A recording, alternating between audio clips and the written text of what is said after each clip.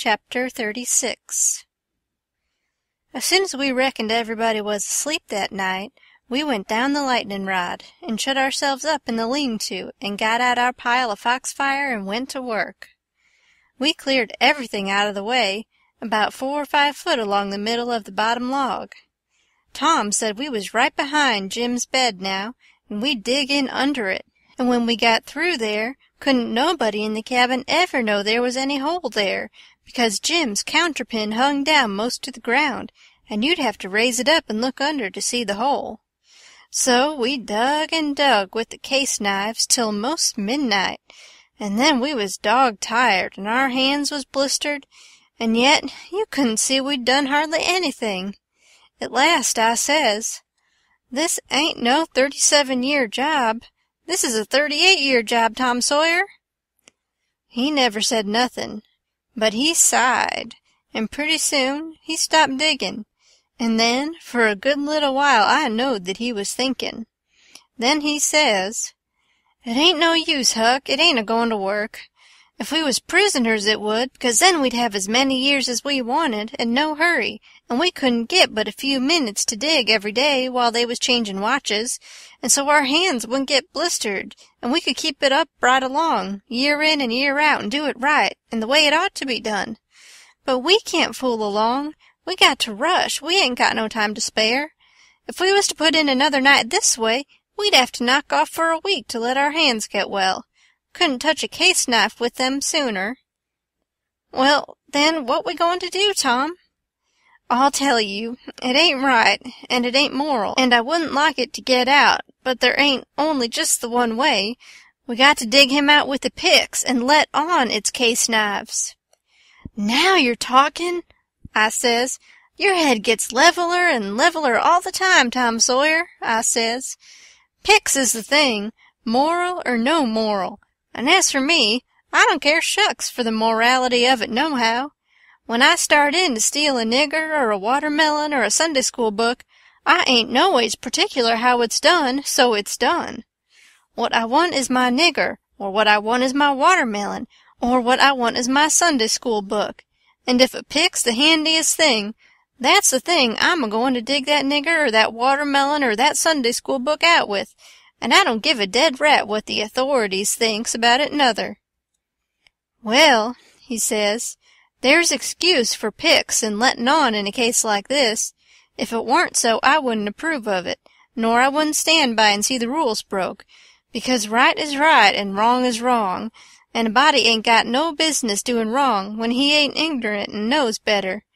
It might answer for you to dig Jim out with a pick, without any lettin' on, because you don't know no better, but it wouldn't for me because I do know better.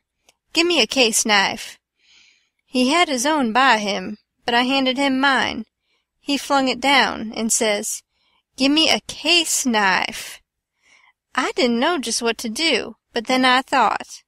I scratched around amongst the old tools and got a pickaxe and give it to him, and he took it and went to work and never said a word. He was always just that particular, full of principle.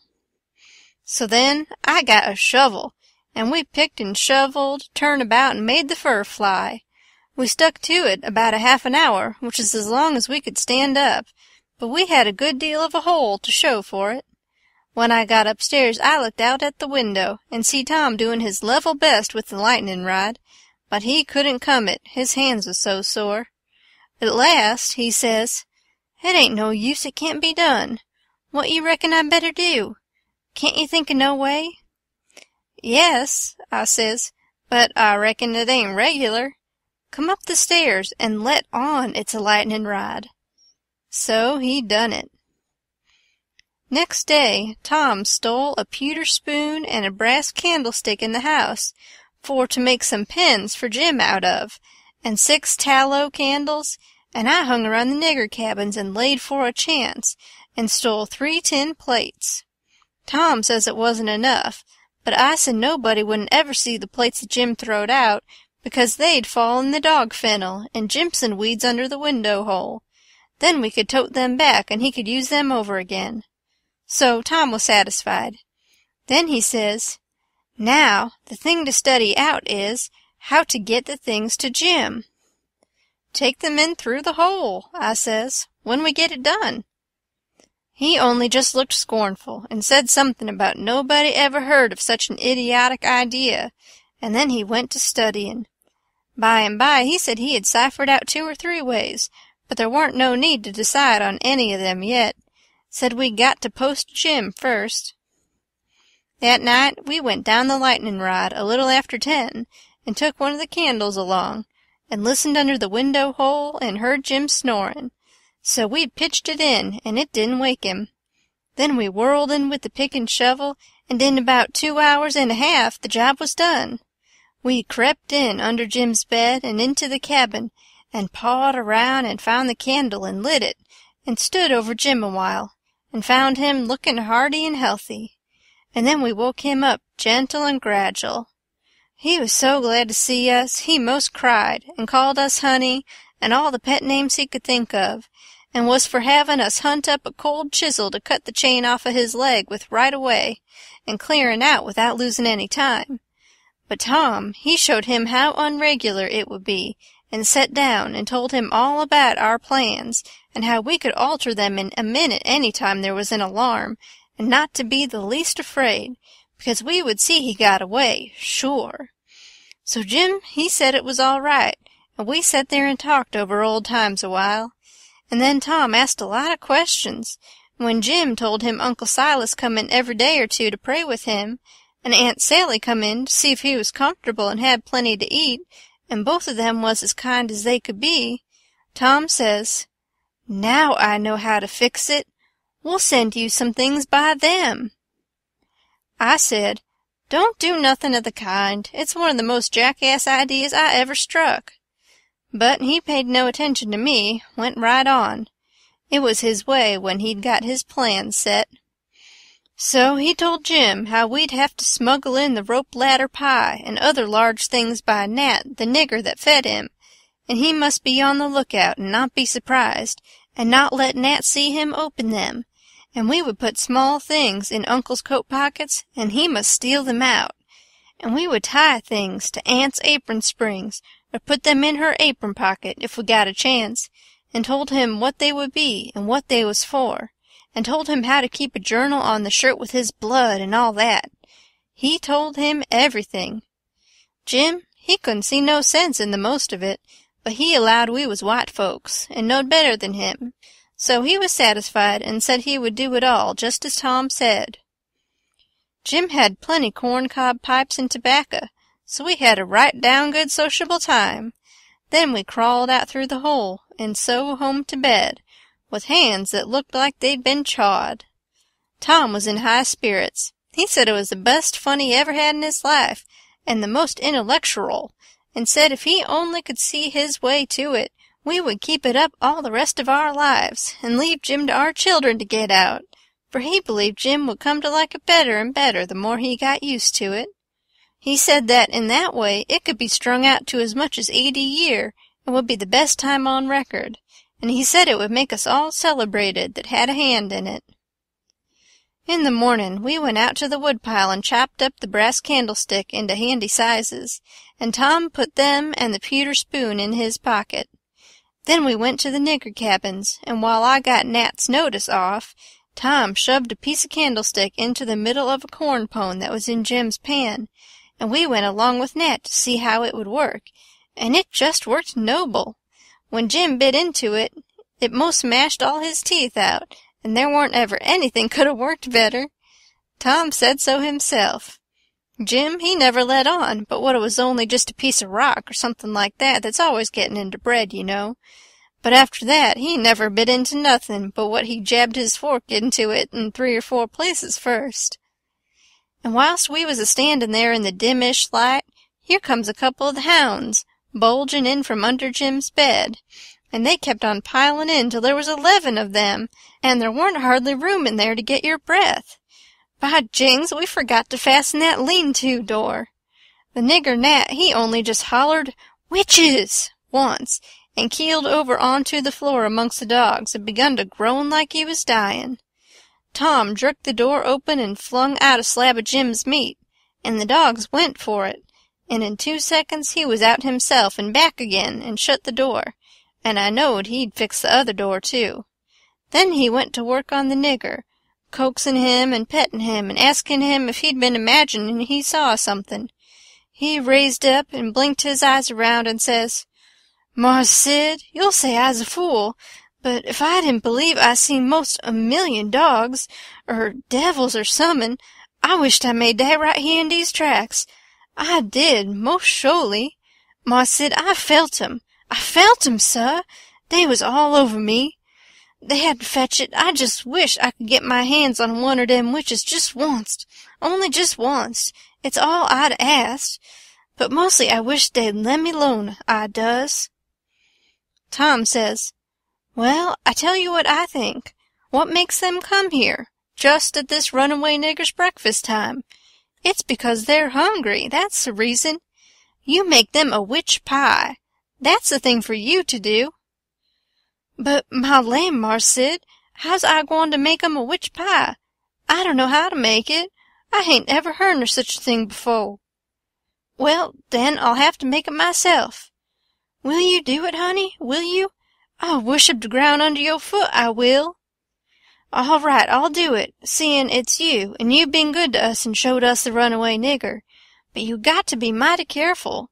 When we come around, you turn your back, and then whatever we've put in the pan, don't you let on you see it at all. And don't you look when Jim unloads the pan. Something might happen, I don't know what. And above all, don't you handle the witch things." "Handle 'em, Marse Sid? What is you a-talking about? I wouldn't lay the weight of my finger on 'em, not for 10,000,000,000,000,000 I wouldn't." End of chapter 36. Chapter 37. That was all fixed. So then we went away and went to the rubbish pile in the backyard, where they keep the old boots and rags and pieces of bottles and wore-out tin things and all such truck, and scratched around and found an old tin washpan, and stopped up the holes as well as we could to bake the pie in, and took it down cellar and stole it full of flour and started for breakfast, and found a couple of shingle-nails that Tom said would be handy for a prisoner to scrabble his name and sorrows on the dungeon walls with, and dropped one of them in Aunt Sally's apron pocket, which was hanging on a chair, and the other we stuck in the band of Uncle Silas's hat, which was on the bureau, because we heard the children say their pa and ma was going to the runaway nigger's house this morning, and then went to breakfast, and Tom dropped the pewter spoon in Uncle Silas's coat pocket, and Aunt Sally wasn't come yet, so we had to wait a little while. And when she come, she was hot and red and cross, and couldn't hardly wait for the blessing, and then she went to sluicing out coffee with one hand and cracking the handiest child's head with her thimble with the other, and says, "I've hunted high and I've hunted low, and it does beat all what has become of your other shirt." My heart fell down amongst my lungs and livers and things, and a hard piece of corn crust started down my throat after it, and got me on the road with a cough, and was shot across the table, and took one of the children in the eye, and curled him up like a fishing worm, and let a cry out of him the size of a war-whoop. And Tom, he turned kinder blue around the gills, and it all amounted to a considerable state of things for about a quarter of a minute, or as much as that, and I would 'a' sold out for half price if there was a bidder. But after that, we was all right again. It was the sudden surprise of it that knocked us kind of cold. Uncle Silas, he says, "It's most uncommon curious. I can't understand it. I know perfectly well I took it off because you hain't got but one on. Just listen at the man. I know you took it off, and know it by a better way than your wool-gathering memory, too, because it was on the clothesline yesterday. I see it there myself. But it's gone. That's the long and short of it, and you'll just have to change to a red flannel one till I can get time to make a new one. And it'll be the third one I've made in 2 years. It just keeps a body on the jump to keep you in shirts, and whatever you do manage to do with 'em all is more'n I can make out. A body'd think you would learn to take some sort of care of 'em at your time of life." "I know it, Sally. I do try all I can, but it oughtn't to be altogether my fault, because, you know, I don't see them nor have nothing to do with them except when they're on me. and I don't believe I've ever lost one of them off of me." "Well, it ain't your fault if you haven't, Silas. You'd 'a' done it if you could, I reckon. And the shirt ain't all that's gone, nuther. There's a spoon gone, and that ain't all. There was 10, and now there's only 9. The calf got the shirt, I reckon, but the calf never took the spoon, that's certain." "Why, what else is gone, Sally?" "There's 6 candles gone, that's what. The rats could 'a' got the candles, and I reckon they did. I wonder they don't walk off with the whole place, the way you're always going to stop their holes and don't do it. And if they weren't fools, they'd sleep in your hair, Silas. You'd never find it out, but you can't lay the spoon on the rats, and that I know."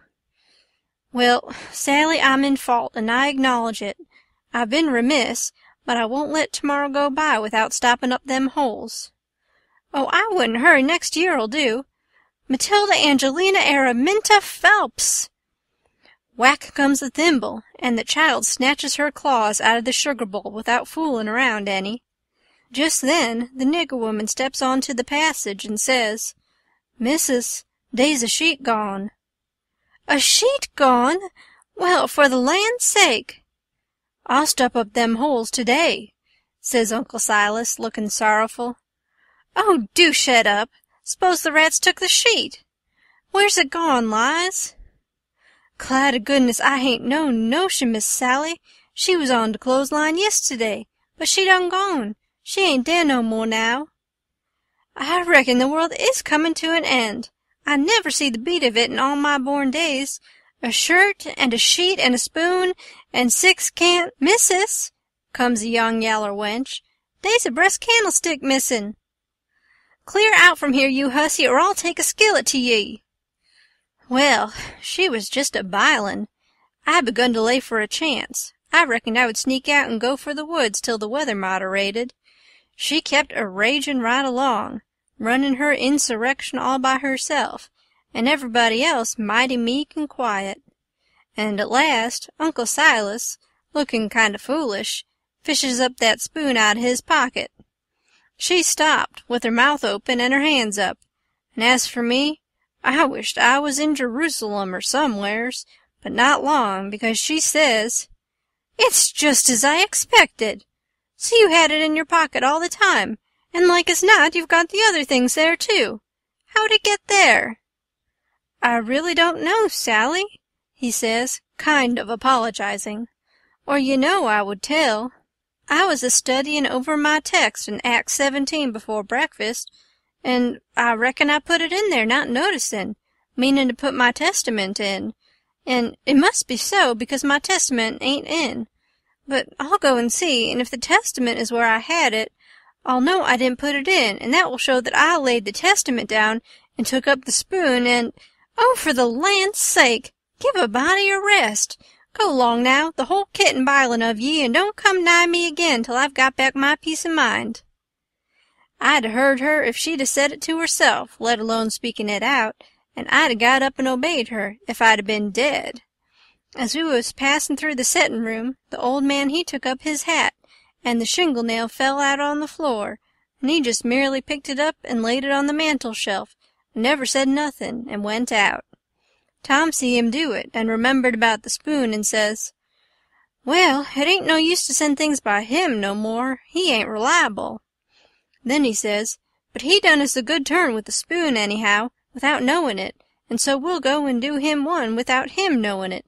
Stop up his rat holes." There was a noble good lot of them down cellar, and it took us a whole hour, but we done the job tight and good and ship-shape.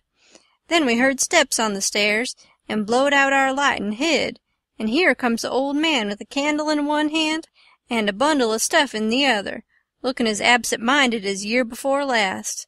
He went a-moonin' around, first to one rat hole and then another, till he'd been to them all. Then he stood about 5 minutes, pickin' tallow-drip off of his candle and thinkin'. Then he turns off slow and dreamy towards the stairs, sayin', "Well, for the life of me, I can't remember when I done it. I could show her now that I warn't to blame on account of the rats. But never mind, let it go. I reckon it wouldn't do no good." And so he went on a-mumblin' upstairs, and then we left. He was a mighty nice old man, and always is. Tom was a good deal bothered about what to do for a spoon, but he said we'd got to have it, so he took a think. When he had ciphered it out, he told me how we was to do. Then we went and waited around the spoon basket till we see Aunt Sally comin', and then Tom went to counting the spoons and laying them out to one side, and I slid one of them up my sleeve, and Tom says, "Why, Aunt Sally, there ain't but 9 spoons yet." She says, "Go along to your play and don't bother me. I know better. I counted 'em myself." "Well, I've counted them twice, Auntie, and I can't make but 9. She looked out of all patience, but of course she come to count. Anybody would. "I declare to gracious there ain't but 9, she says. "Why, what in the world? Plague take the things, I'll count 'em again." So I slipped back the one I had, and when she got done counting, she says, "Hang the troublesome rubbish, there's 10 now." And she looked huffy and bothered both. But Tom says, "Why, Auntie, I don't think there's 10. "You numbskull, didn't you see me count 'em?" "I know, but—" "Well, I'll count 'em again." So I smouched one, and they come out 9, same as the other time. Well, she was in a tearin' way, just a tremblin' all over, she was so mad. But she counted and counted till she got that addled she'd start to count in a basket for a spoon sometimes, and so 3 times they come out right, and 3 times they come out wrong. Then she grabbed up the basket and slammed it across the house, and knocked the cat galley west, and she said clear out and let her have some peace, and if we came bothering her again betwixt that and dinner, she'd skin us. So we had the odd spoon, and dropped it in her apron pocket while she was a-giving us our sailin' orders, and Jim got it all right, along with her shingle nail, before noon. We was very well satisfied with this business, and Tom allowed it was worth twice the trouble it took, because he said now she couldn't ever count them spoons twice alike again to save her life, and wouldn't believe she'd counted them right if she did, and said that after she'd about counted her head off for the next 3 days, he judged she'd give it up and offer to kill anybody that wanted her to ever count them any more. So we put the sheet back on the line that night, and stole one out of her closet, and kept on putting it back and stealing it again for a couple of days, till she didn't know how many sheets she had any more, and she didn't care, and weren't a-going to bullyrag the rest of her soul out about it, and wouldn't count them again not to save her life. She'd druther die first. So we was all right now. As to the shirt and the sheet and the spoon and the candles, by the help of the calf and the rats and the mixed-up countin', and as to the candlestick, it warn't no consequence. It would blow over by and by. But that pie was a job. We had no end of trouble with that pie. We fixed it up away down in the woods and cooked it there, and we got it done at last, and very satisfactory, too, but not all in one day, and we had to use up 3 wash-pans full of flour before we got through, and we got burnt pretty much all over in places and eyes put out with the smoke, because, you see, we didn't want nothing but a crust, and we couldn't prop it up right, and she would always cave in. But of course we thought of the right way at last, which was to cook the latter, too, in the pie. So then we laid in with Jim the second night, and tore up the sheet all in little strings and twisted them together, and long before daylight we had a lovely rope that you could 'a' hung a person with. We let on it took 9 months to make it. And in the forenoon we took it down to the woods, but it wouldn't go into the pie. Being made of a whole sheet that way, there was rope enough for 40 pies if we'd 'a' wanted them, and plenty left over for soup or sausage or anything you choose. We could 'a' had a whole dinner. But we didn't need it. All we needed was just enough for the pie, and so we throwed the rest away. We didn't cook none of the pies in the washpan, afraid the solder would melt, but Uncle Silas, he had a noble brass warmin' pan, which he thought considerable of, because it belonged to one of his ancestors with a long wooden handle, that come over from England with William the Conqueror in the Mayflower, or one of them early ships, and was hid away up garret with a lot of other old pots and things that was valuable, not on account of being any account, because they weren't, but on account of them being relics, you know. And we snaked her out private, and took her down there, but she failed on the first pies, 'cause we didn't know how, but she come up smilin' on the last one.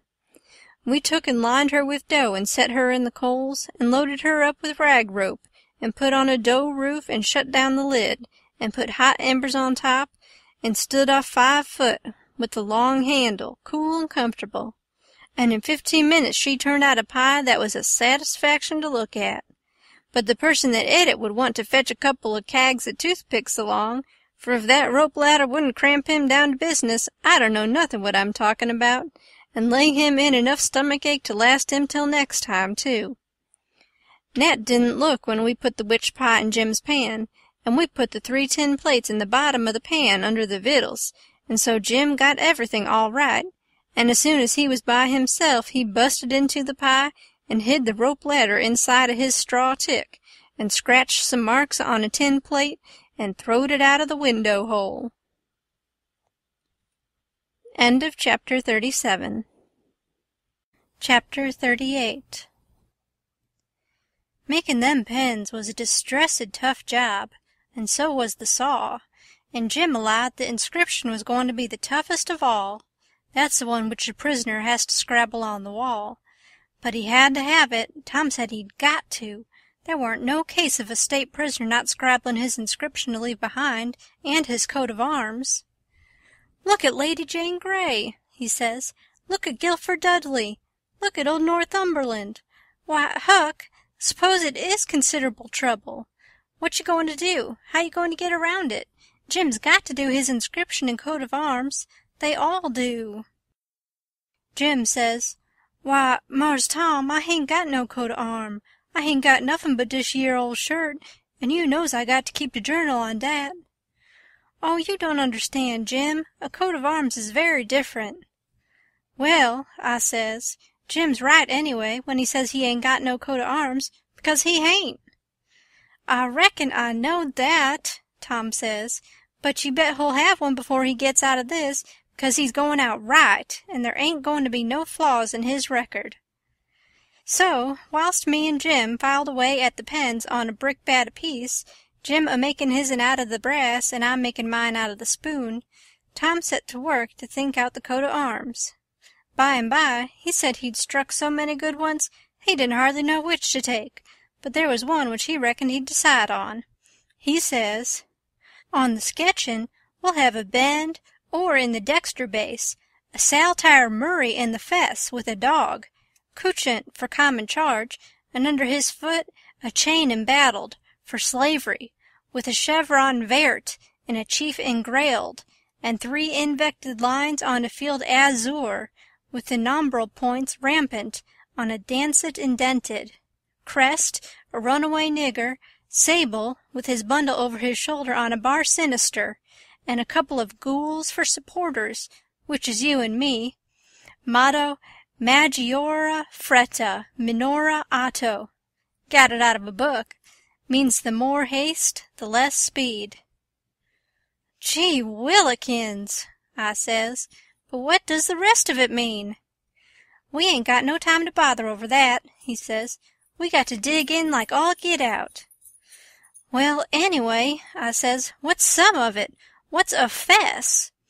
"A fess? A fess is— You don't need to know what a fess is. I'll show him how to make it when he gets to it." "Shucks, Tom," I says, "I think you might tell a person. What's a bar sinister?" "Oh, I don't know, but he's got to have it. All the nobility does."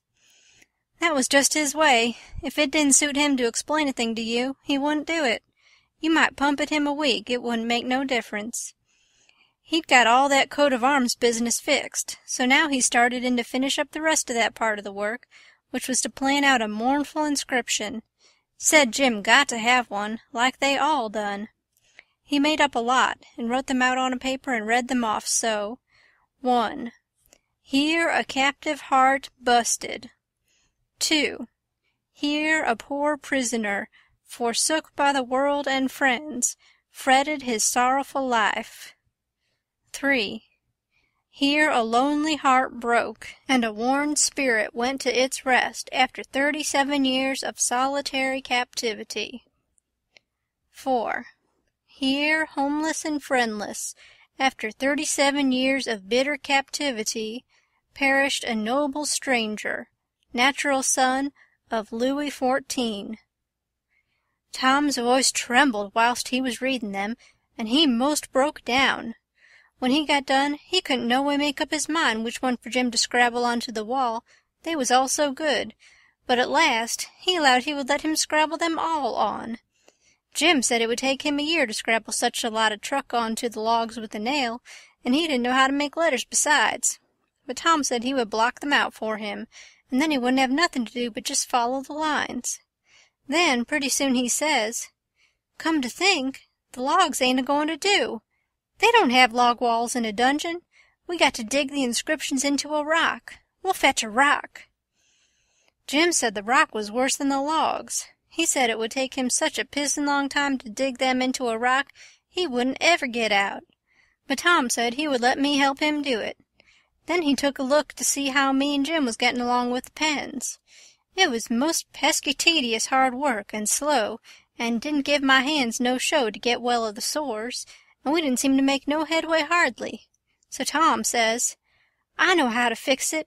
We got to have a rock for the coat of arms and mournful inscriptions, and we can kill 2 birds with that same rock. There's a gaudy big grindstone down at the mill, and we'll smouch it, and carve the things on it, and file out the pens and the saw on it, too."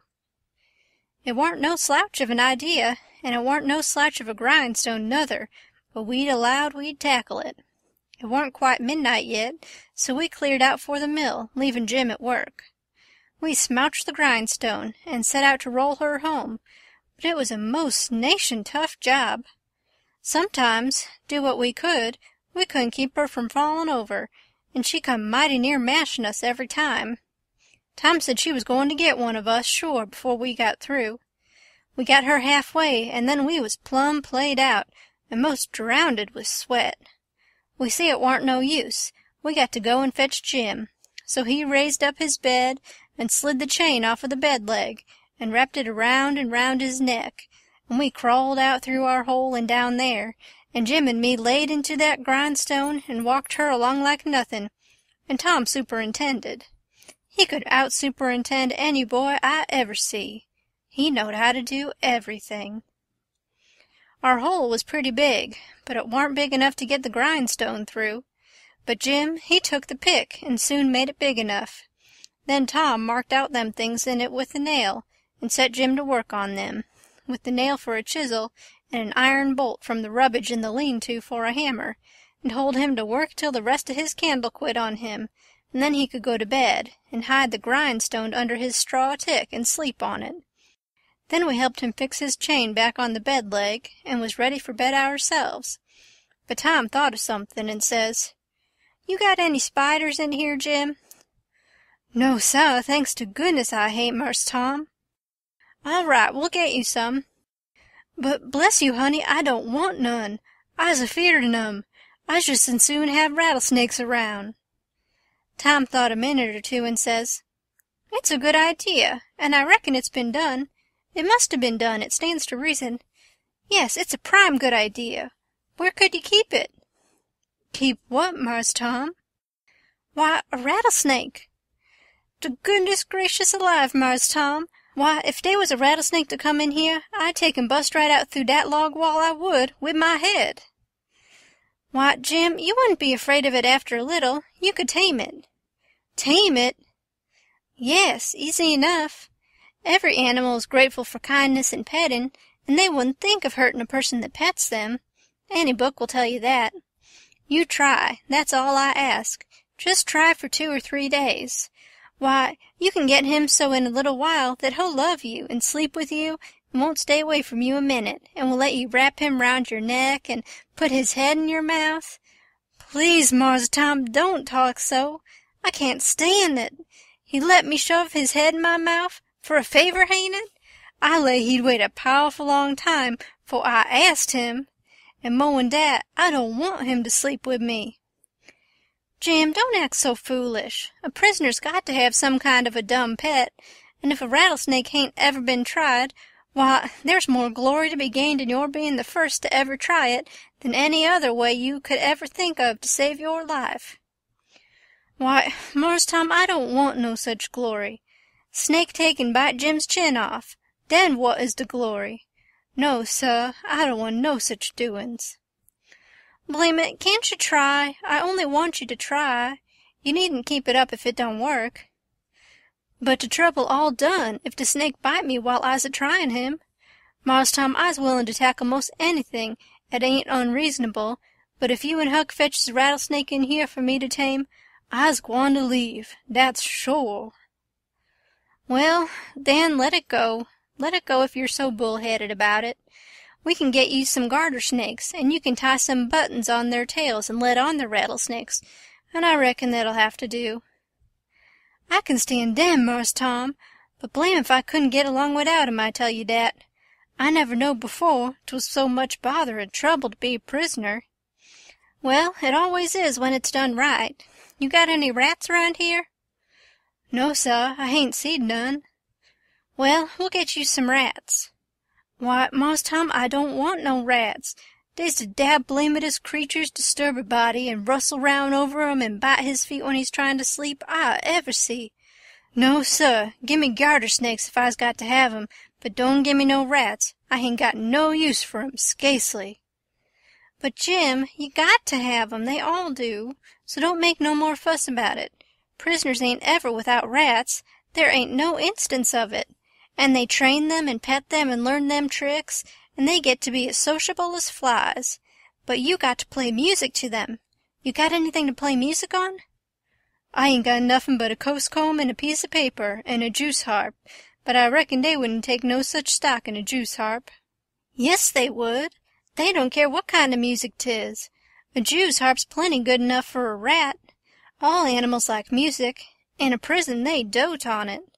'Specially painful music, and you can't get no other kind out of a Jew's harp. It always interests them. They come out to see what's the matter with you.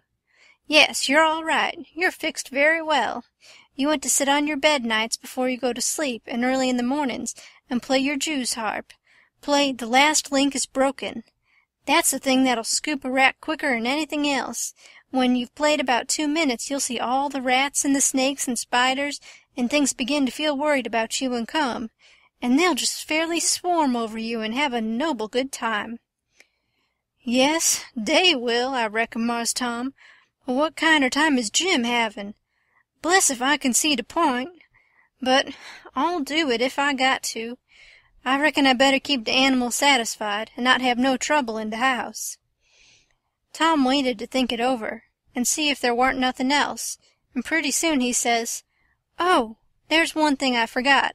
Could you raise a flower here, do you reckon?" "I don't know, but maybe I could, Mars Tom. But it's tolerable dark in here, and I ain't got no use for no flower, nohow, and she'd be a powerful sight of trouble." "Well, you try it anyway. Some other prisoners has done it." "One of them big cat-tail-looking mullein stalks would grow in here, Mars Tom, I reckon, but she wouldn't be worth half the trouble she'd cost." "Don't you believe it. We'll fetch you a little one, and you plant it in the corner over there and raise it. And don't call it mullein, call it pitchiola. That's its right name when it's in a prison. And you want to water it with your tears." "Why, I got plenty spring water, Mars Tom." "You don't want spring water. You want to water it with your tears. It's the way they always do." "Why, Mars Tom, I lay I can raise one of them mullein stalks twice with spring water, whiles another man's a-startin' one with tears." "That ain't the idea. You got to do it with tears." "She'll die on my hands, Mars Tom. She surely will, 'cause I don't scasely ever cry." So Tom was stumped, but he studied it over, and then said Jim would have to worry along the best he could with an onion. He promised he would go to the nigger cabins and drop one, private, in Jim's coffee-pot in the morning. Jim said he would just as soon have tobacco in his coffee, and found so much fault with it, and with the work and bother of raising the mullein, and Jew's harping the rats, and petting and flattering up the snakes and spiders and things, on top of all the other work he had to do on pens and inscriptions and journals and things, which made it more trouble and worry and responsibility to be a prisoner than anything he ever undertook, that Tom most lost all patience with him, and said he was just loading down with more gaudier chances than a prisoner ever had in the world to make a name for himself, and yet he didn't know enough to appreciate them, and they was just about wasted on him. So Jim, he was sorry, and said he wouldn't behave so no more, and then me and Tom shoved for bed. End of Chapter 38. Chapter 39. In the morning we went up to the village and bought a wire rat trap and fetched it down, and unstopped the best rat hole, and in about an hour we had 15 of the bulliest kind of ones, and then we took it and put it in a safe place under Aunt Sally's bed. But while we was gone for spiders, little Thomas Franklin Benjamin Jefferson Alexander Phelps found it there, and opened the door of it to see if the rats would come out, and they did, and Aunt Sally she come in, and when we got back she was a-standing on top of the bed, raising Cain, and the rats was doing what they could to keep off the dull times for her. So she took and dusted us both with the hickory, and we was as much as 2 hours catching another 15 or 16, drat that meddlesome cub, and they weren't the likeliest nother, because the first haul was the pick of the flock. I never see a likelier lot of rats than what that first haul was. We got a splendid stock of sorted spiders and bugs and frogs and caterpillars and one thing or another, and we like to got a hornet's nest, but we didn't. The family was at home. We didn't give it right up, but stayed with them as long as we could, because we allowed we'd tire them out, or they'd got to tire us out, and they done it. Then we got Alicumpain and rubbed on the places and was pretty near all right again, but couldn't set down convenient. And so we went for the snakes, and grabbed a couple of dozen garters and house snakes, and put them in a bag and put it in our room. And by that time it was supper time, and a rattling good honest day's work. And hungry? Oh, no, I reckon not. And there weren't a blessed snake up there when we went back. We didn't half tie the sack, and they worked out somehow and left. But it didn't matter much, because they was still on the premises somewheres. So we judged we could get some of them again. No, there weren't no real scarcity of snakes about the house for a considerable spell. You'd see them dripping from the rafters and places every now and then, and they generally landed in your plate or down the back of your neck, and most of the time where you didn't want them. Well, they was handsome and striped, and there weren't no harm in a million of them, but that never made no difference to Aunt Sally. She despised snakes, be the breed what they might, and she couldn't stand them no way you could fix it. And every time one of them flopped down on her, it didn't make no difference what she was doing. She would just lay that work down and light out. I never see such a woman. And you could hear her whoop to Jericho. You couldn't get her to take a hold of one of them with the tongs. And if she turned over and found one in bed, she would scramble out and lift a howl that you would think the house was afire. She disturbed the old man so that he said he could most wish there hadn't ever been no snakes created. Why, after every last snake had been gone clear out of the house for as much as a week, Aunt Sally warn't over it yet. She warn't near over it. When she was settin' thinking about something, you could touch her on the back of her neck with a feather, and she would jump right out of her stockings. It was very curious. But Tom said all women was just so. He said they was made that way for some reason or other. We got a lickin' every time one of our snakes come in her way, and she allowed these lickings weren't nothin' to what she would do if we ever loaded up the place again with them. I didn't mind the lickings, because they didn't amount to nothin', but I minded the trouble we had to lay in another lot. But we got them laid in, and all the other things, and you never see a cabin as blithesome as Jim's was when they'd all swarm out for music and go for him. Jim didn't like the spiders, and the spiders didn't like Jim, and so they'd lay for him and make it mighty warm for him. And he said that between the rats and the snakes and the grindstone, there weren't no room in bed for him scasely. When there was, a body couldn't sleep, it was so lively, and it was always lively, he said, because they never all slept at one time, but took turn about, so when the snakes was asleep, the rats was on deck, and when the rats turned in, the snakes come on watch. So he always had one gang under him in his way, and the other gang having a circus over him. And if he got up to hunt a new place, the spiders would take a chance at him as he crossed over. He said if he ever got out this time, he wouldn't ever be a prisoner again. Not for a salary. Well, by the end of 3 weeks, everything was in pretty good shape. The shirt was sent in early, in a pie, and every time a rat bit Jim, he would get up and write a little in his journal, whilst the ink was fresh. The pens was made, the inscriptions and so on was all carved on the grindstone, the bed leg was sawed in two, and we had et up the sawdust, and it give us a most amazin' stomach ache. We reckoned we was all goin' to die, but didn't. It was the most undigestible sawdust I ever see, and Tom said the same. But, as I was sayin', we'd got all the work done now at last, and we was all pretty much fagged out, too, but mainly Jim. The old man had wrote a couple of times to the plantation below Orleans to come and get their runaway nigger, but hadn't got no answer, because there weren't no such plantation. So he allowed he would advertise Jim in the St. Louis and New Orleans papers, and when he mentioned the St. Louis ones, it give me the cold shivers, and I see we hadn't no time to lose. So Tom said, now for the anonymous letters. What's them? I says.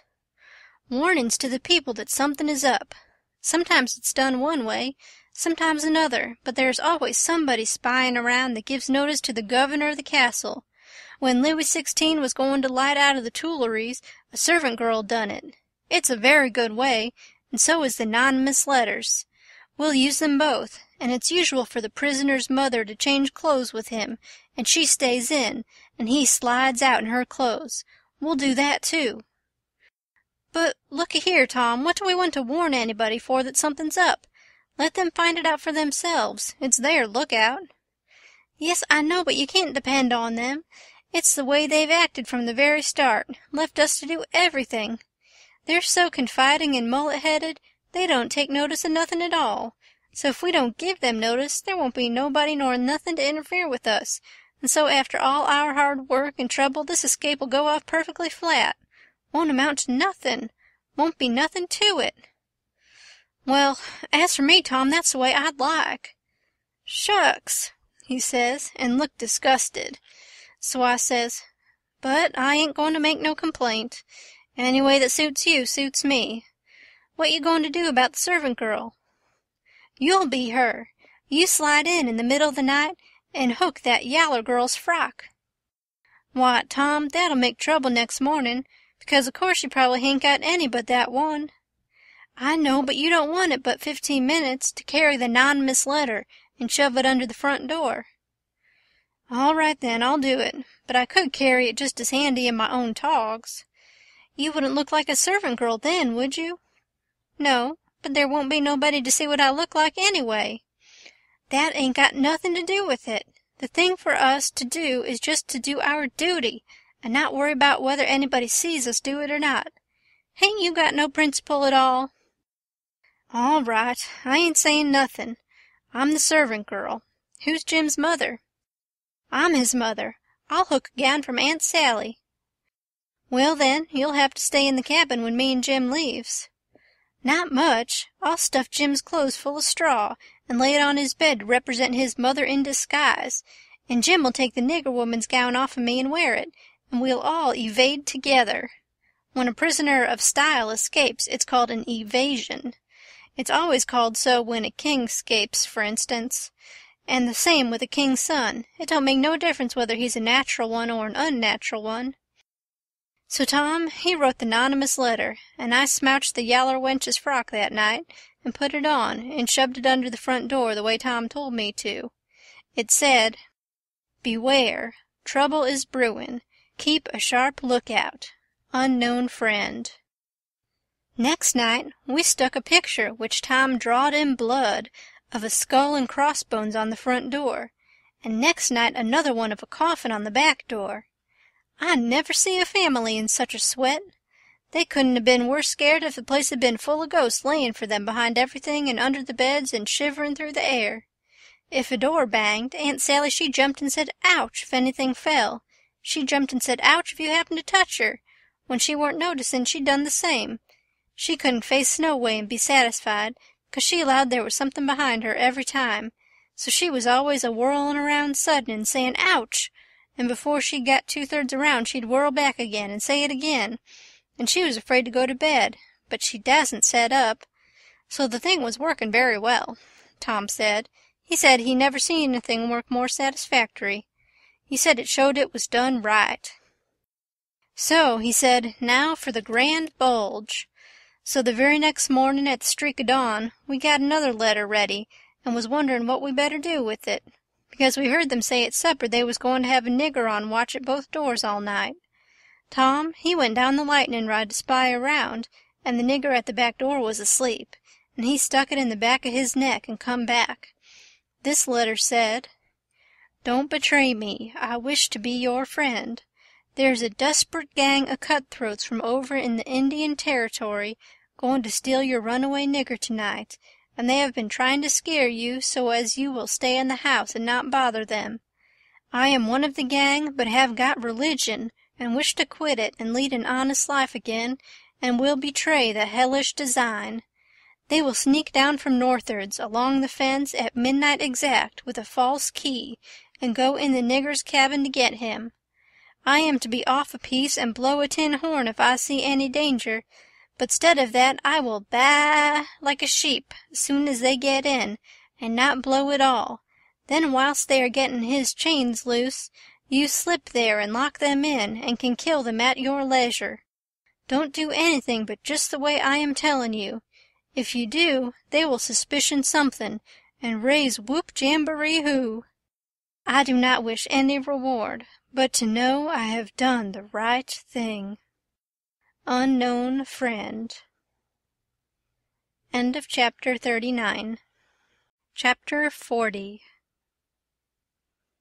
We was feeling pretty good after breakfast, and took the canoe and went over the river a-fishin' with a lunch, and had a good time, and took a look at the raft and found her all right, and got home late to supper, and found them in such a sweat and worry they didn't know which end they was standing on, and made us go right off to bed the minute we was done supper, and wouldn't tell us what the trouble was, and never let on a word about the new letter, but didn't need to because we knowed as much about it as anybody did. And as soon as we was half upstairs and her back was turned, we slid for the cellar cupboard and loaded up a good lunch and took it up to our room and went to bed and got up about 11:30, and Tom put on Aunt Sally's dress that he stole and was going to start with the lunch, but says, "Where's the butter?" "I laid out a hunk of it," I says, "on a piece of a corn pone." "Well, you left it laid out then. It ain't here." "We can get along without it," I says. "We can get along with it, too," he says. "Just you slide down cellar and fetch it, and then mosey right down the lightning rod and come along. I'll go and stuff the straw into Jim's clothes to represent his mother in disguise, and be ready to baa like a sheep and shove soon as you get there."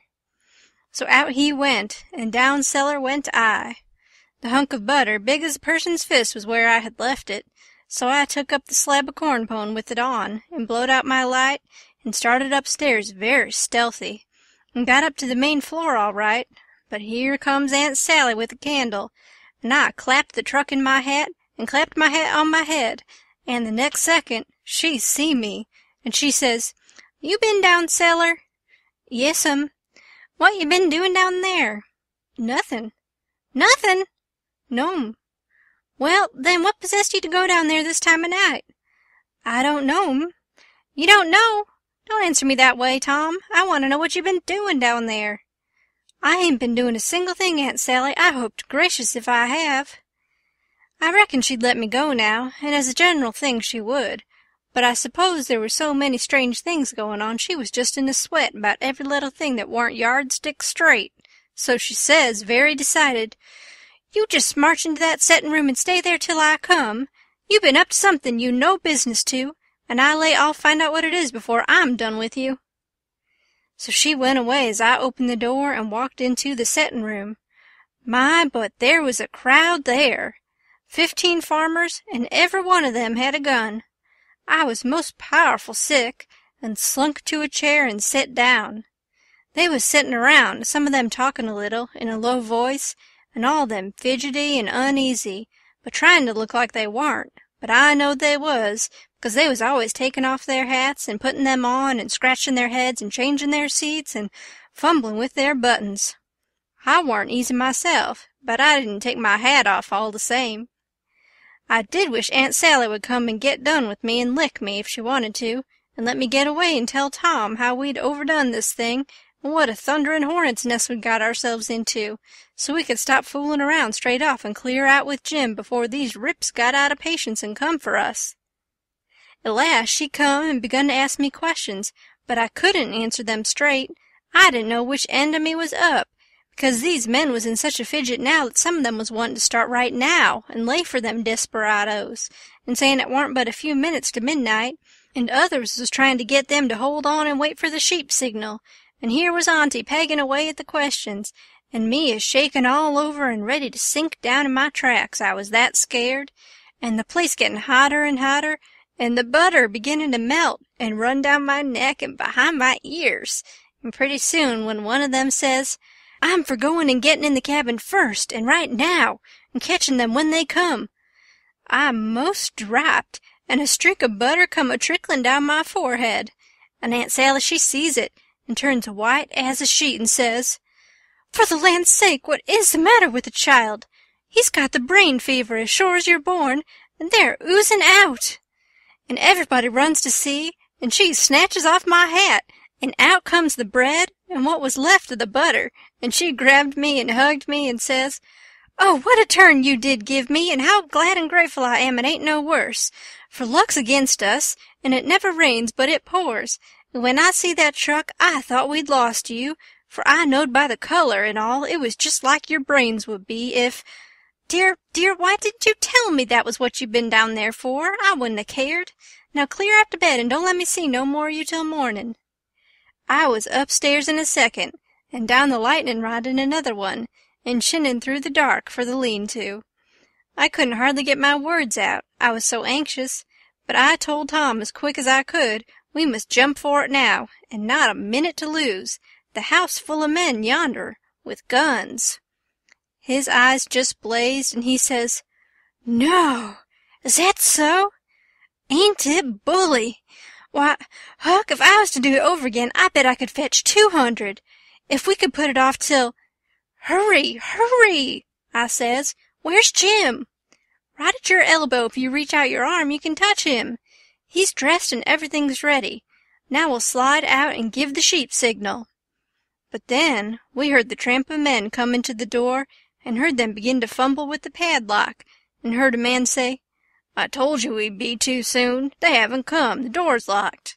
Here, I'll lock some of you into the cabin, and you lay for 'em in the dark, and kill 'em when they come, and the rest scatter round a piece and listen if you can hear 'em comin'."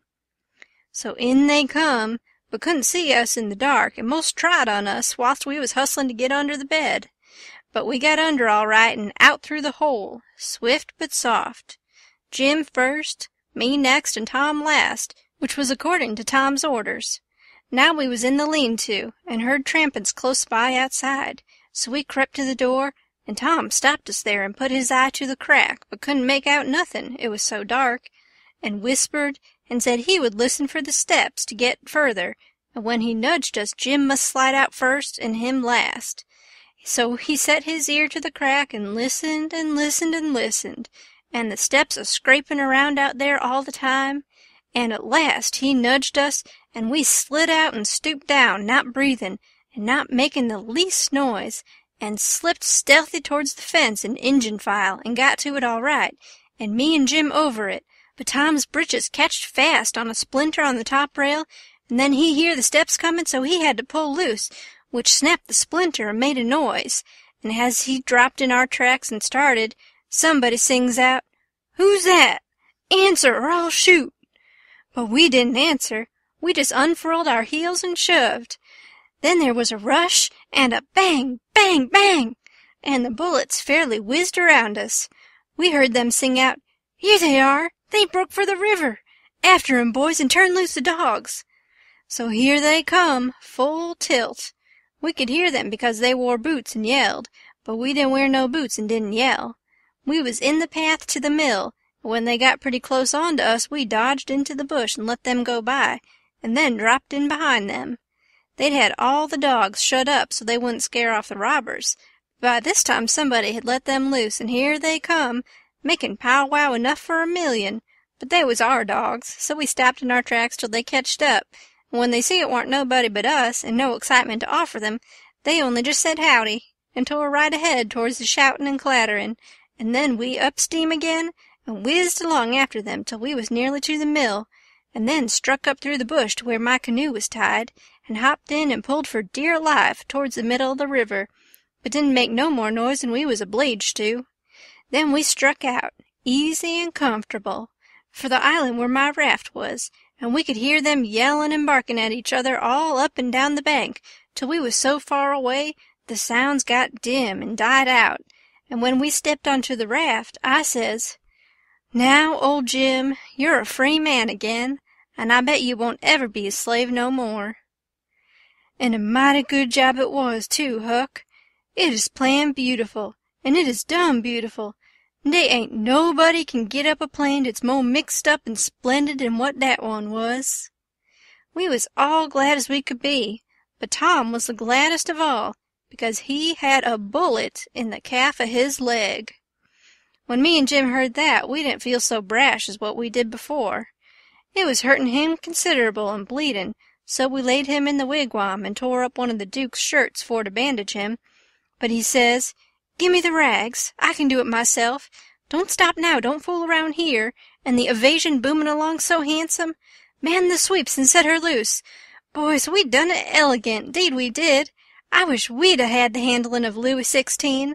There wouldn't been a no son of St. Louis ascend to heaven, wrote down in his biography. No, sir, we'd a whooped him over the border. That's what we'd a done with him, and done it just as slick as nothing at all, too. Man the sweeps! Man the sweeps!" But me and Jim was consultin' and thinkin', and after we'd thought a minute, I says, "Say it, Jim." So he says, "Well, then this is the way it looked to me, Huck. If it was him that is being set free, one of the boys was to get shot, would he say, 'Go on and save me, never mind by the doctor for to save this one'? Is dat like Mars Tom Sawyer? Would he say dat? You bet he wouldn't. Well, then is Jim gwine to say it? No, suh. I don't budge a step outen dis place 'dout a doctor, not if it's 40 year."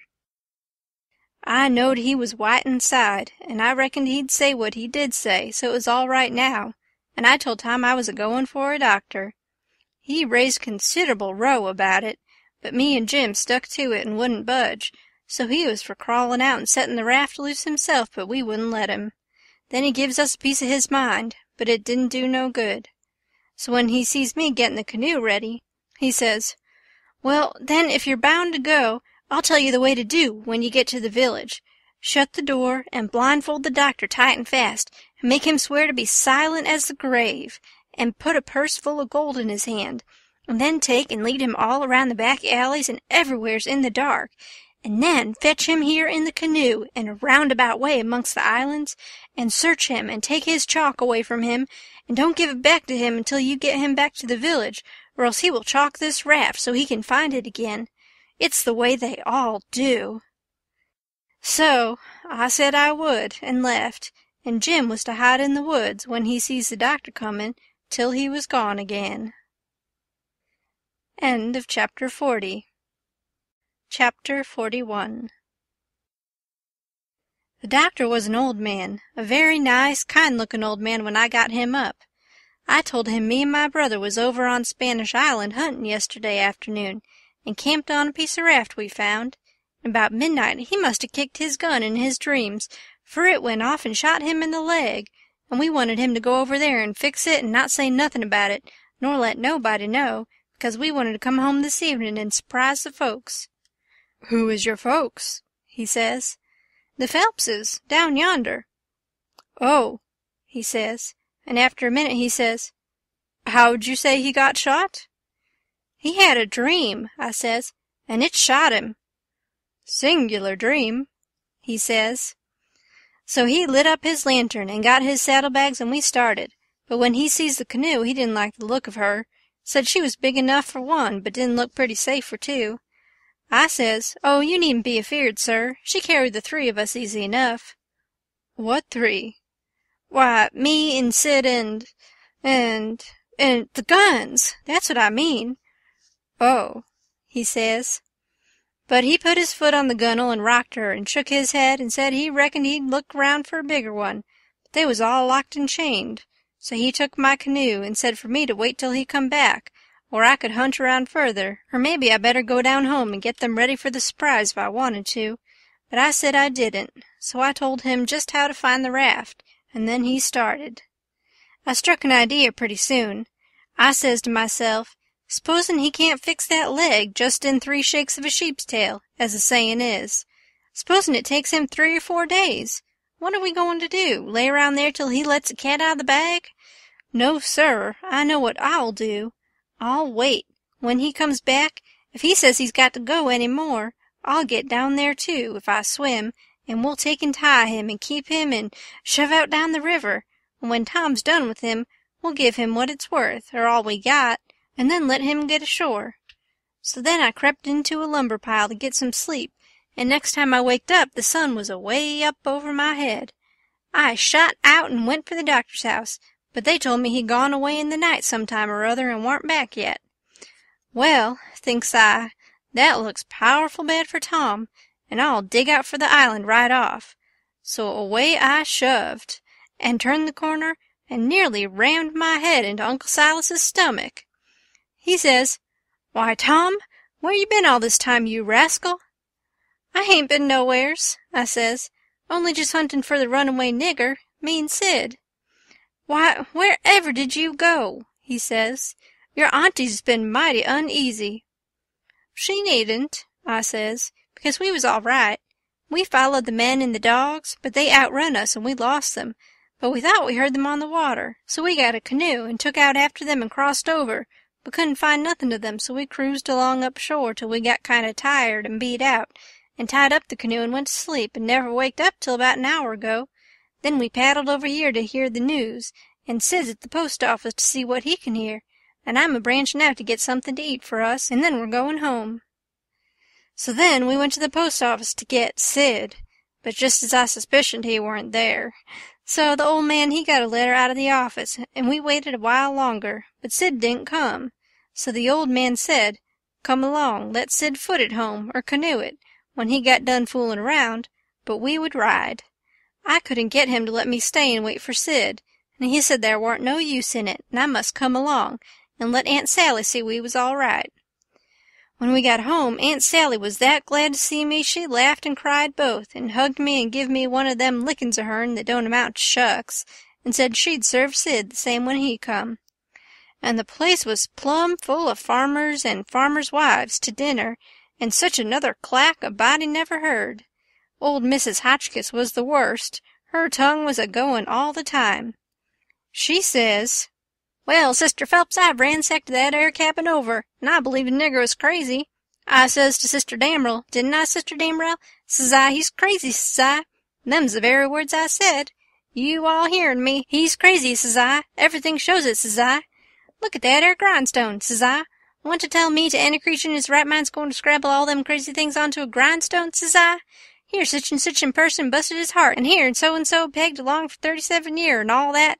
Natural son of Lewis, somebody, and such everlasting rubbish. He's plumb crazy, says I. That's what I says in the first place. It's what I says in the middle, and it's what I says last and all the time. The nigger's crazy. Crazy's Nebuchadnezzar, says I." "And look at that 'ere ladder, made out in rags, Sister Hotchkiss," said old Mrs. Damrell. "What in the name of goodness could he ever want of—" "The very words I was a-sayin' no longer in this minute to Sister Utterback, and she'll tell you so herself. Says she, 'Look at that 'ere rag letter,' says she, and says I, 'Yes, look at it,' says I. 'What could he have wanted of it,' says I. She, Sister Hotchkiss, she, but how in the nation they'd ever git that grindstone in there, anyway? And who dug that 'ere hole? And who—" "My very words, Brer Penrod, I was a-sayin', pass that 'ere sasser and molasses, won't ye? I was a-sayin' to Sister Dunlap just this minute, how did they get that grindstone in there, says I? Without help, mind you, without help. That's where 'tis. Don't tell me, says I. There was help, says I, and there was a plenty help too, says I. There's been a dozen of helping that nigger, and I laid I'd skin every last nigger on this place, but I'd find out who done it, says I, and moreover, says I—" "A dozen, says you? 40 couldn't have done everything that's been done. Look at them case-knife saws and things, how tedious they've been made. Look at that bed leg sawed off with them. A week's work for 6 men. Look at that nigger made out in straw on the bed, and look at—" "You may well say, Brer Hightower, it's just as I was saying to Brer Phelps's own self. Says he, 'What do you think of it, Sister Hotchkiss?' says he. 'Think of what, Brer Phelps?' says I. 'Think of that bed leg sawed off that-a-way,' says he. 'Think of it,' says I.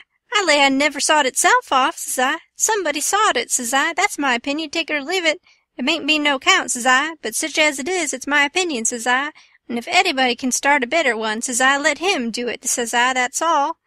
I says to Sister Dunlap, says I, well, dog my cats. They must have been a house full of niggers in there every night for 4 weeks to have done all that work, Sister Phelps.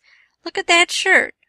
Every last inch of it covered over with secret and African writing done with blood. Must have been a raft of 'em at it right along, all the time a'most.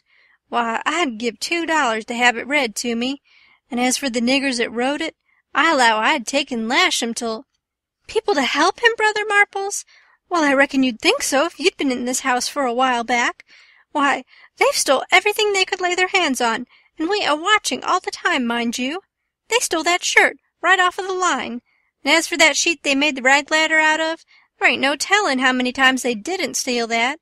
And flour and candles and candlesticks and spoons and the old warming pan, and most 1,000 things that I disremember now, and my new calico dress, and me and Silas and my Sid and Tom on the constant watch, day and night, as I was a-telling you, and not a one of us could catch hide nor hair, nor sight nor sound of them. And here at the last minute, lo and behold you, they slides right in under our noses and fools us. Not only fools us, but the Injun Territory robbers, too, and actually gets away with that nigger safe and sound, and with that 16 men and 22 dogs right on their very heels at that very time. I tell you, it just bangs anything I ever heard of. Why, spirits couldn't have done it better, and been no smarter, and I reckon they must have been spirits, because you know our dogs, and there ain't no better. Well, them dogs never even got on the track of 'em once.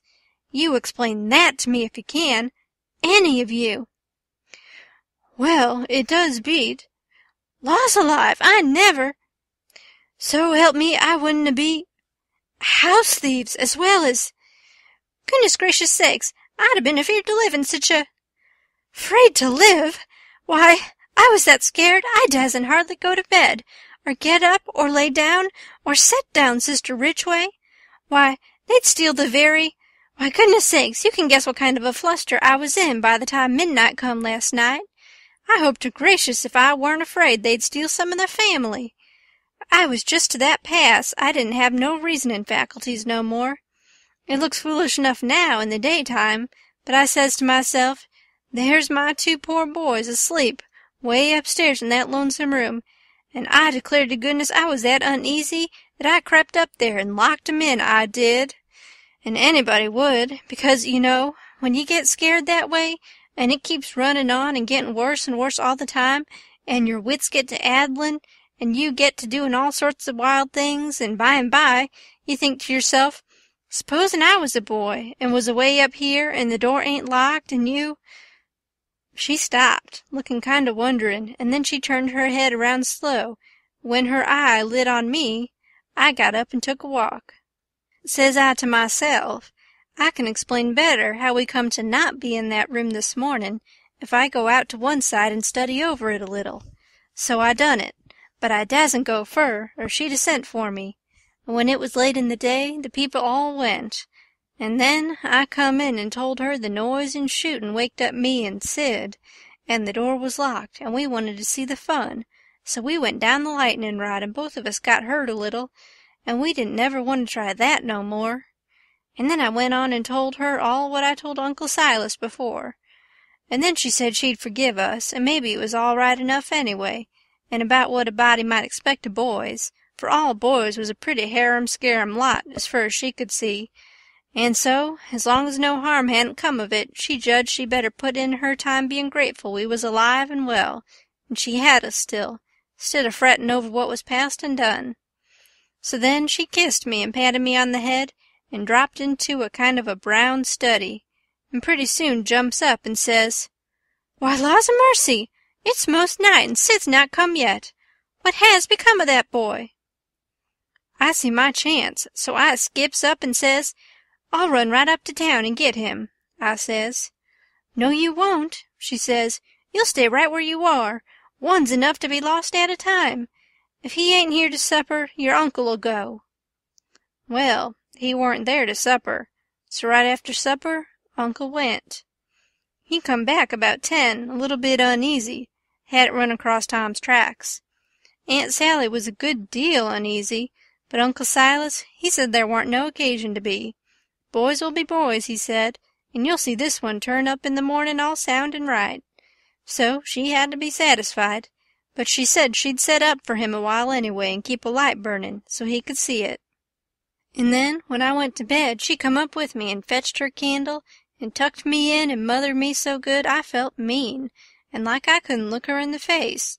And she set down on the bed and talked with me a long time, and said what a splendid boy Sid was, and didn't seem to want to ever stop talking about him, and kept asking me every now and then if I reckoned he could 'a' got lost or hurt, or maybe drownded, and might be layin' at this minute somewhere sufferin' or dead, and she not by him to help him.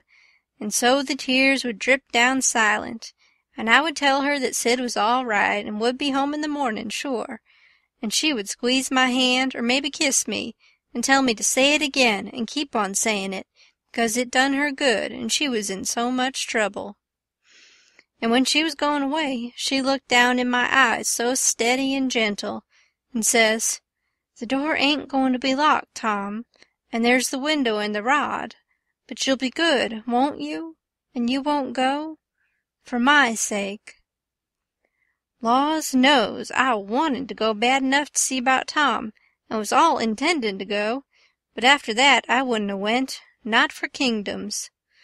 But she was on my mind, and Tom was on my mind, so I slept very restless, and twice I went down the right way in the night, and slipped around front, and see her settin' there by her candle in the window, with her eyes towards the road, and the tears in them, and I wished I could do something for her, but I couldn't, only to swear that I wouldn't never do nothing to grieve her any more. And the third time I waked up at dawn and slid down, and she was there yet, and her candle was most out, and her old gray head was restin' on her hand, and she was asleep. End of Chapter 41. Chapter 42. The old man was uptown again before breakfast, but couldn't get no track of Tom, and both of them set at the table thinkin', and not sayin' nothin' and lookin' mournful, and their coffee gettin' cold and not eatin' anything. And by the old man says, "Did I give you the letter?" "What letter?" "The one I got yesterday out of the post office." "No, you didn't give me no letter." "Well, I must have forgot it." So he rummaged his pockets, and then went off somewheres where he had laid it down, and fetched it and give it to her. She says, "Why, it's from St. Petersburg. It's from Sis." I allowed another walk would do me good, but I couldn't stir. But before she could break it open, she dropped it and run, for she see something. And so do I. It was Tom Sawyer on a mattress, and that old doctor, and Jim, in her calico dress, with his hands tied behind him, and a lot of people. I hid the letter behind the first thing that come handy, and rushed. She flung herself at Tom, cryin', and says, "Oh, he's dead, I know he's dead." And Tom, he turned his head a little, and muttered something or other which showed he warn't in his right mind. Then she flung up her hands and says, "He's alive, thank God, and that's enough." And she snatched a kiss of him, and flew for the house to get the bed ready, and scatterin' orders right and left at the niggers and everybody else, as fast as her tongue could go, every jump of the way. I followed the men to see what they was going to do with Jim, and the old doctor and Uncle Silas followed after Tom into the house. The men was very huffy, and some of them wanted to hang Jim for an example to all the other niggers round there, so they wouldn't be trying to run away like Jim done, and making such a raft of trouble, and keeping a whole family scared most to death for days and nights. But the others said don't do it. It wouldn't answer at all. He ain't our nigger, and his owner would turn up and make us pay for him, sure. So that cooled them down a little, because the people that's always the most anxious for to hang a nigger that hain't done just right is always the very ones that hain't the most anxious to pay for him when they've got their satisfaction out of him. They cussed Jim considerable, though, and give him a cuff or two side of the head once in a while. But Jim, he never said nothin', and he never let on to know me, and they took him to the same cabin, and put his own clothes on him, and chained him again, and not to no bed leg this time, but to a big staple, drove into the bottom log, and chained his hands, too, and both legs, and said he warn't to have nothin' but bread and water to eat after this till his owner come, or he was sold at auction, 'cause he didn't come in a certain length of time, and filled up our hole, and said a couple of farmers with guns must stand watch around about the cabin every night, and a bulldog tied to the door in the daytime, and about this time they was through with the job, and was taperin' off with a kind of a general good-bye cussin', and then the old doctor comes and takes a look, and says, "Don't be no rougher on him than you're obleeged to, because he ain't a bad nigger. When I got to where I found the boy, I see I couldn't cut the bullet out without some help, and he warn't in no condition for me to leave to go and get help, and he got a little worse, and a little worse, and after a long time he went out of his head and wouldn't let me come anigh him any more, and said if I chalked his raft he'd kill me, and no end of wild foolishness like that, and I see I couldn't do anything at all with him, so I says I got to have help somehow, and the minute I says it, out crawls this nigger from somewheres and says he'll help, and he done it too, and done it very well. Of course I judged he must be a runaway nigger, and there I was, and there I had to stick right straight along all the rest of the day and all night. It was a fix, I tell you. I had a couple of patients with the chills, and of course I'd like to run up to town and see them, but I dasn't, because the nigger might get away, and then I'd be to blame, and yet never a skiff come close enough for me to hail.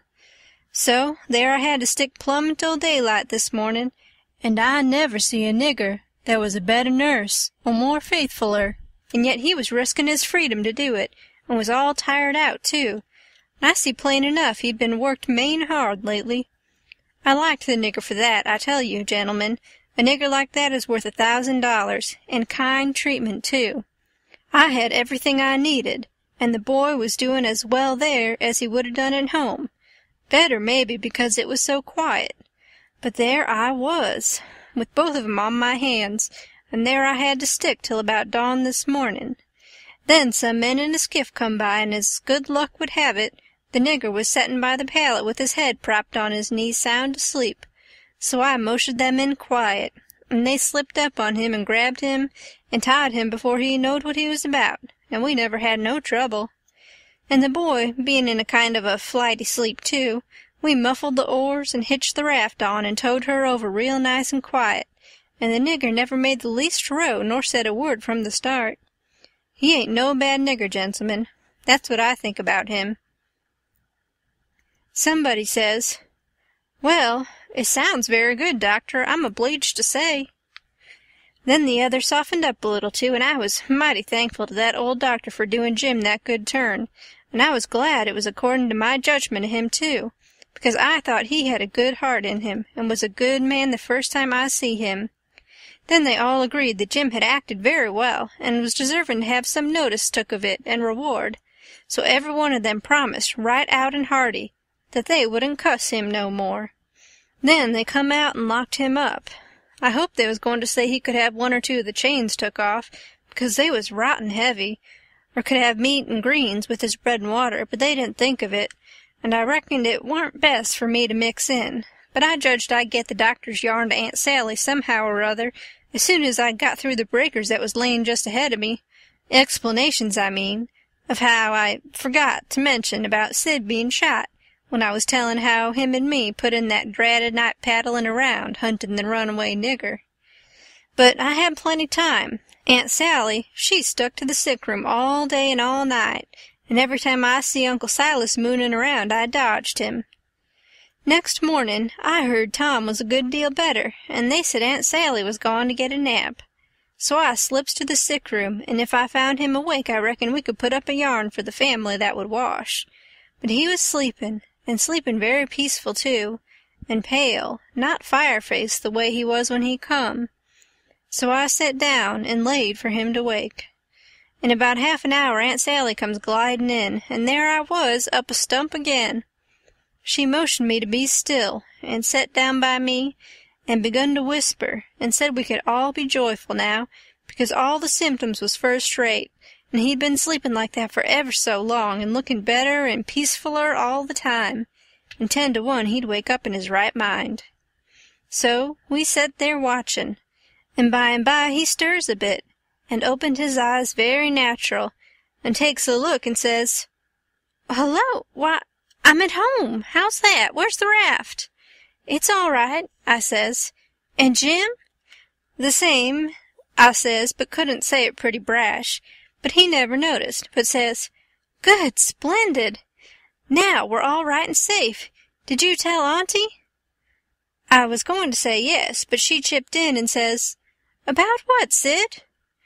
"Why, about the way the whole thing was done." "What whole thing?" "Why, the whole thing. There ain't but one. How we set the runaway nigger free, me and Tom." "Good land! Set the run— What is the child talking about? Dear, dear, out of his head again." "No, I ain't out of my head. I know all what I'm talking about. We did set him free, me and Tom. We laid out to do it, and we done it. And we done it elegant, too.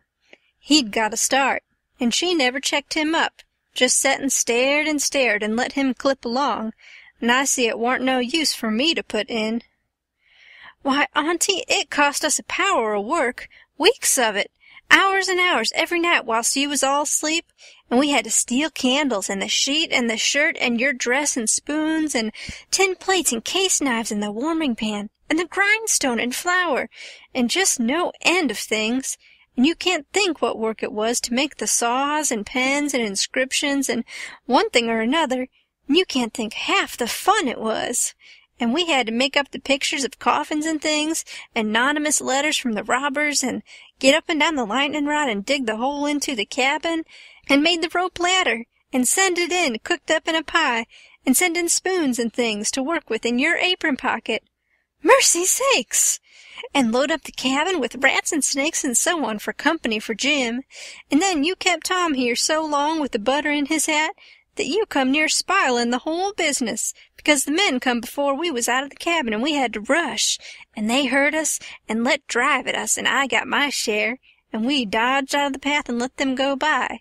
And when the dogs come they warn't interested in us, but went for the most noise, and we got our canoe and made for the raft, and was all safe, and Jim was a free man, and we done it all by ourselves, and wasn't it bully, Auntie? Well, I never heard the likes of it in all my born days. So it was you little rapscallions, that's been making all this trouble, and turned everybody's wits clean inside out, and scared us all most to death. I've as good a notion as ever I had in my life to take it out of you this very minute. To think, here I've been, night after night, you just get well once, you young scamp, and I lay all tan the old Harry out of both of ye. But Tom, he was so proud and joyful, he just couldn't hold in, and his tongue just went it, she a-chipping in and spitting fire all along, and both of them going it at once, like a cat convention. And she says, "Well, you get all the enjoyment you can out of it now, for mind, I tell you, if I catch you meddling with him again—" "Meddling with who?" Tom says, dropping his smile and looking surprised. "With who? Why, the runaway nigger, of course. Who'd you reckon?" Tom looks at me very grave and says, "Tom, didn't you just tell me he was all right? Hasn't he got away?" "Him?"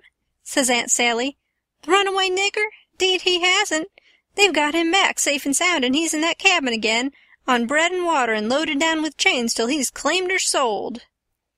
Tom rose square up in bed with his eye hot and his nostrils opening and shutting like gills, and sings out to me, "They ain't no right to shut him up. Shove, and don't you lose a minute. Turn him loose. He ain't no slave. He's free as any creature that walks this earth." "What does the child mean?" "I mean every word I say, Aunt Sally, and if somebody don't go, I'll go. I've knowed him all his life, and so has Tom there.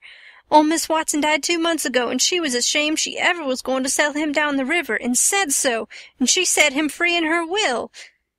"Then what on earth did you want to set him free for, seeing he was already free?"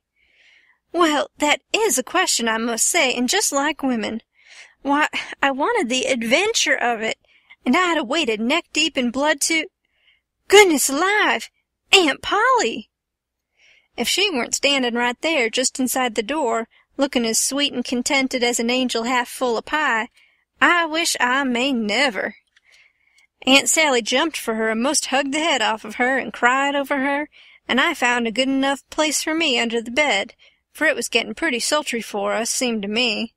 And I peeped out, and in a little while Tom's Aunt Polly shook herself loose and stood there, looking across at Tom over her spectacles, kind of grinding him into the earth, you know. And then she says, "Yes, you better turn your head away. I would if I was you, Tom." "Oh, dearie me," says Aunt Sally. "Is he changed so? Why, that ain't Tom, it's Sid. Tom's— Why, where is Tom? He was here a minute ago." "You mean where's Huck Finn, that's what you mean. I reckon I hain't raised such a scamp as my Tom all these years not to know him when I see him. That would be a pretty howdy-do. Come out from under that bed, Huck Finn." So I done it, but not feeling brash. Aunt Sally, she was one of the mixed-uppest-looking persons I ever see, except one, and that was Uncle Silas when he come in and they told it all to him. It kind of made him drunk, as you may say, and he didn't know nothing at all the rest of the day, and preached a prayer-meeting sermon that night that gave him a rattling reputation, because the oldest man in the world couldn't have understood it. So Tom's Aunt Polly, she told all about who I was, and what, and I had to up and tell how I was in such a tight place that when Mrs. Phelps took me for Tom Sawyer, she chipped in and says, "Oh, go on and call me Aunt Sally. I'm used to it now, and 'tain't no need to change." And when Aunt Sally took me for Tom Sawyer, I had to stand it. There weren't no other way, and I knowed he wouldn't mind, because it would be nuts for him, being a mystery, and he'd make an adventure out of it and be perfectly satisfied. And so it turned out, and he let on to be Sid, and made things as soft as he could for me. And his Aunt Polly, she said Tom was right about old Miss Watson setting Jim free in her will. And so, sure enough, Tom Sawyer had gone and took all that trouble and bother to set a free nigger free, and I couldn't ever understand before, until that minute and that talk, how he could help a body set a nigger free with his bringing up.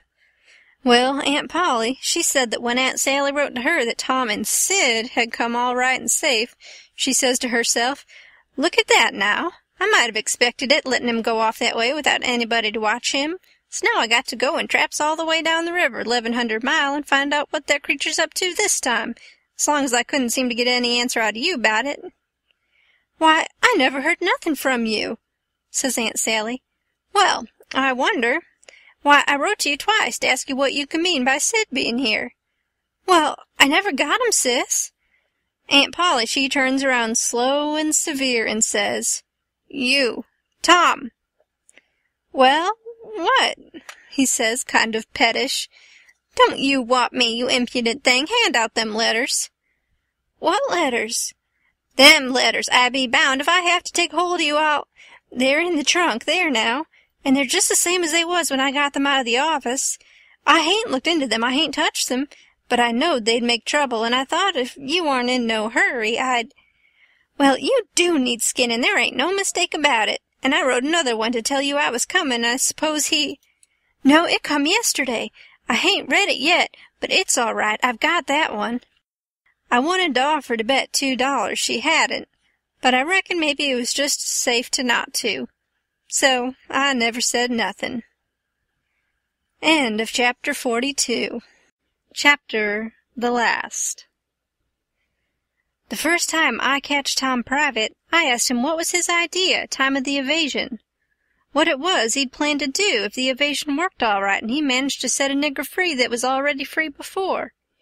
And he said what he had planned in his head from the start, if we got Jim out all safe, was for us to run him down the river on the raft and have adventures plumb to the mouth of the river, and then tell him about his being free and take him back up home on a steamboat in style, and pay him for his lost time, and write word ahead and get out all the niggers around and have them waltz him into town with a torchlit procession and a brass band, and then he would be a hero, and so would we.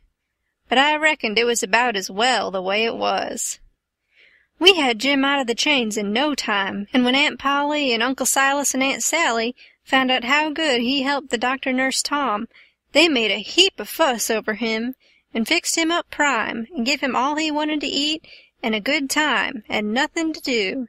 And we had him up to the sick room, and had a high talk, and Tom give Jim $40 for being prisoner for us so patient, and doing it up so good. And Jim was pleased most to death, and busted out, and says, "There now, Huck, what'd I tell you? What'd I tell you up there on Jackson Island? I told you I got a hairy breast, and what's the sign in it, and I told you I been rich once, and gwine to be rich again, and it's come true, and here she is. There now!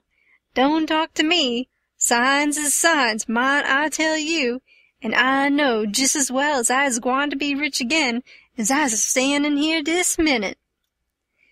And then Tom, he talked along, and says, "Let's all three slide out of here one of these nights and get an outfit and go for howlin' adventures amongst the Injuns over in the Territory for a couple of weeks or two."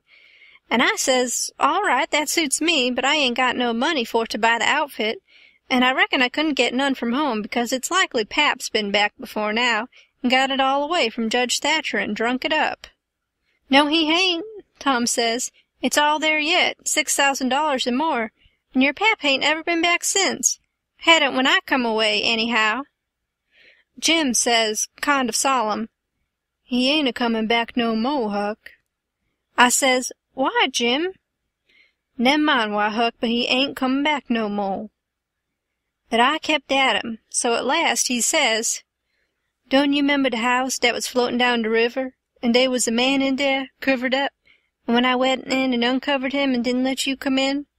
Well, den you can get your money when you wants it, 'cause dat was him." Tom's most well now, and got his bullet around his neck on a watch-guard for a watch, and is always seeing what time it is. And so there ain't nothing more to write about, and I am rotten glad of it, because if I'd knowed what a trouble it was to make a book I wouldn't have tackled it, and ain't a-going to no more. But I reckon I got to light out for the Territory ahead of the rest, because Aunt Sally, she's going to adopt me and civilize me, and I can't stand it. I've been there before. The end. Yours truly, Huck Finn. End of chapter the last, and end of the Adventures of Huckleberry Finn, by Mark Twain.